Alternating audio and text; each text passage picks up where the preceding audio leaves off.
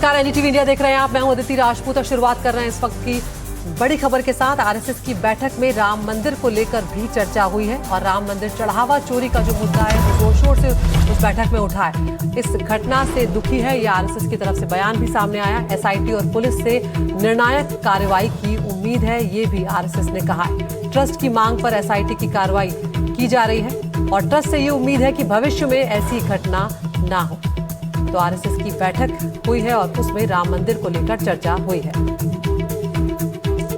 बैठक में सभी ने श्री राम जन्मभूमि मंदिर में दान पेटी चढ़ावे की गिनती में हुई अनियमितता की घटना पर दुख व्यक्त किया तथा तीर्थ क्षेत्र न्यास के निवेदन पर चल रही एसआईटी व पुलिस कार्रवाई निर्णायक मोड़ पर पहुंचेगी, यह विश्वास व्यक्त किया।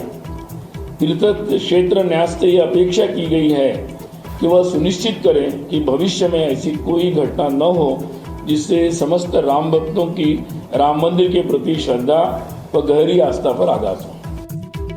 और इस वक्त के बीच में राम मंदिर चढ़ावा चोरी के मामले पर बड़ा खुलासा हुआ है। बेहद संगठित तरीके से चोरी की वारदात को अंजाम दिया जा रहा था, ये सूत्रों के हवाले से खबर आई है। हर दिन आरोपियों के रोल तय होते थे। चोरी से पहले फोन पर आरोपियों की बातचीत भी होती थी और चोरी के पैसे बराबर बांटे जाते थे। तो आप सोचिए, राम मंदिर में चढ़ावा जो आ रहा था उसको लेकर पूरी प्लानिंग की जाती थी, फोन पर बातचीत होती थी कि किस तरह से चोरी को अंजाम दिया जाएगा और पूरे प्लानिंग के तहत इस कार्रवाई को, इस वारदात को अंजाम ये लोग दे रहे थे। आरोपियों से पूछताछ में ये बड़ा खुलासा यहाँ पर हुआ है। चोरी के पैसे भी ये लोग बराबर बांट लेते थे। तो इस पूरे मामले में सूत्रों से जो चौंकाने वाली बातें जानने को मिली हैं उसे भी आपको बताते चलते हैं। आरोपी बेहद संगठित तरीके से इस चोरी को अंजाम दे रहे थे।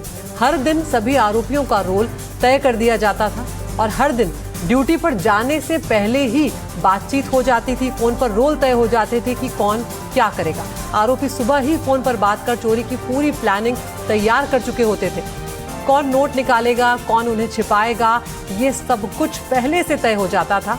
इतना ही नहीं, सीसीटीवी के आगे कौन खड़ा होगा और उसे ब्लॉक करेगा, इसकी तक की प्लानिंग वो पहले से कर रहे थे। एसआईटी की रिपोर्ट के अनुसार सीसीटीवी में करीब 70 चोरी की घटनाएं कैद हुई हैं। ये चोरी आरोपियों ने अलग अलग मौकों पर की थी। सीसीटीवी में सबसे ज्यादा बार अगर कोई देखा गया है तो वो है अविनाश और मनीष। इन दोनों का चेहरा सबसे ज्यादा सीसीटीवी कैमरों में कैद हुआ। सीसीटीवी फुटेज में कई मौकों पर सुभाष श्रीवास्तव और टिन्नू यादव भी चोरी के दौरान वहां पर मौजूद नजर आए। मुकेश सिंह सेंगर हमारे सहयोगी हमारे साथ जुड़ गए हैं।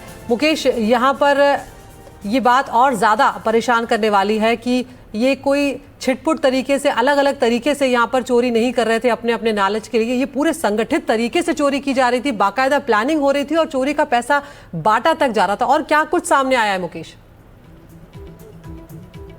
देखिए बिल्कुल अदिति, अब तक की जांच में ये साफ हुआ है कि ये जो पूरा सिंडिकेट है ये फरवरी 2025 से चोरी कर रहा था और सिंध के बाद इनका लालच जो है वो बढ़ता गया और फिर ये लगातार हर रोज चोरी करते थे। अब तक की जांच में ये साफ हुआ है कि ये लोग संगठित तरीके से चोरी कर रहे थे, जिसमें हर रोज मंदिर आने के पहले प्लानिंग होती थी कि कौन चोरी करेगा, कौन जो सीसीटीवी कैमरे लगे उनके सामने खड़ा होगा ताकि कैमरे के सामने चोरी की घटना जो है वो कैद ना होने पाए। जांच में ये साफ हुआ है कि सबसे ज्यादा कैश जो है वो अविनाश और टिन्नू यादव का भतीजा मनीष यादव चोरी करते थे और जो बाकी आरोपी हैं वो कैमरे के सामने खड़े होते थे जिससे कि लोग चोरी करते हुए दिखाई न दें। लेकिन पिछले 2 महीने का जो फुटेज है उसमें साफ तौर पर 70 बार चोरी करते हुए जो देखा गया है। जो आरोपी हैं, जो 8 लोग गिरफ्तार हुए हैं उसमें 6 आरोपी 70 बार चोरी करते हुए दिखाई दिए हैं। जो टिन्नू यादव है और साथ में जो सुभाष श्रीवास्तव है जिसका काम था काउंटिंग सेंटर में निगरानी करना नोटों की, वो भी वहां पर खड़े हुए हैं जहां पर पैसे चोरी हो रहे हैं। तो कुल मिलाकर इस पूरे मामले में अब ये बात सामने आ गई है कि ये जो पैसा चोरी हो रहा था ये बड़ा एक ऑर्गेनाइज तरीके से, संगठित तरीके से चोरी किया जा रहा था और उसके बाद जो पैसा चोरी होता था उसको ये लोग मंदिर के बाहर निकलकर उसकी बंदरबांट करते थे। और कई बार ऐसा होता था कि जो अविनाश है वो सबसे ज्यादा पैसा इनमें रख लेता था। तो ये दो बातें से निकलकर अब तक पूछताछ में सामने आ रही हो और पुलिस लगातार इस पूरे मामले की जांच कर रही है।